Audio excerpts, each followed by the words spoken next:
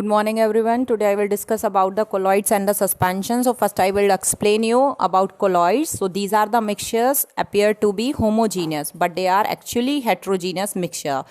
They have the two phases. First is dispersed phase and second is dispersion medium. So what do you mean by the dispersed phase? Dispersed phase is like the solute, and the dispersion medium in which the dispersed phase is dissolved or mixed is called the dispersion medium. Means the solute particles are called the dispersed phase and the liquid particles are known to be the dispersion medium. For example, milk. Milk is the mixture of water, fats and proteins. So fats and proteins are the dispersed phase and water is the dispersion medium. Now the next is we will discuss about the properties of colloidal solution. So first we will see the examples of colloids are milk, synthetic polymers, fog, blood, jam, shoe polish, smoke, etc. These are the examples of the colloidal solution. Now we will discuss about the properties of the colloidal solution. So these are the jelly-like substances or glue-like substances. The word cola is colloid, is come from the word cola.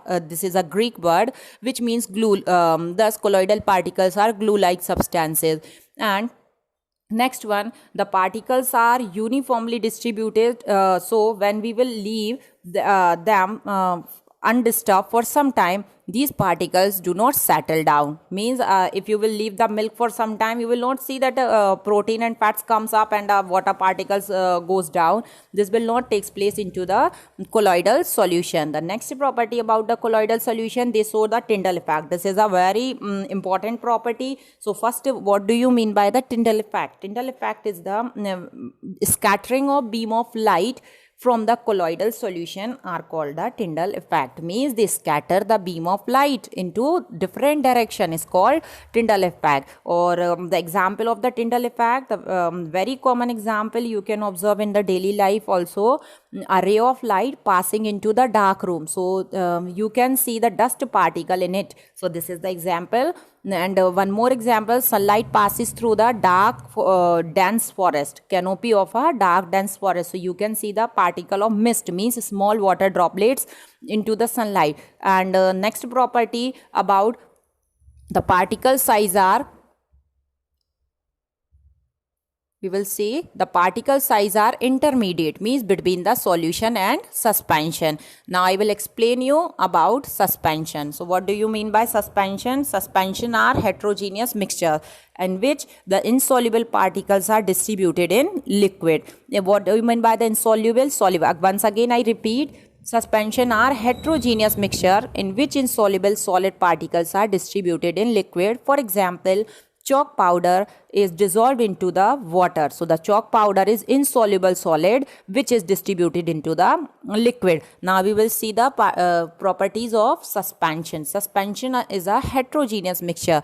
It means we can see the visible boundary of separation between the solute and solvent. Means we can easily see the distribution boundaries between chalk powder and water. The particles of a suspension can be seen by naked eyes. Means the particles are very big enough. As I already told that the particles are suspension particles are biggest one. Okay, the particles can scatter the beam of light. They also, because particles are big enough, so they can scatter the beam of light and the path of light is visible inside the suspension.